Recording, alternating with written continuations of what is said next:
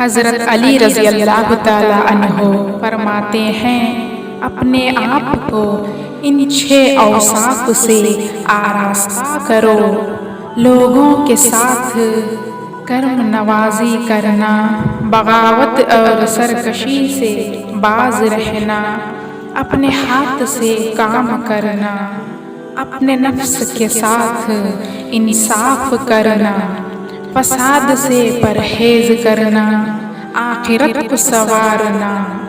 جس شخص کے اعضاء گناہوں سے پاک رہتے ہیں اس میں نیک صفات پیدا ہو جاتی ہے۔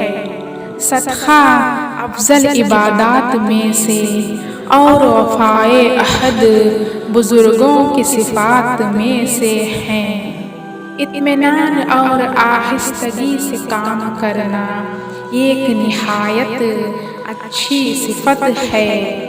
حیا اور سخاوت کے برابر کوئی صفت نہیں۔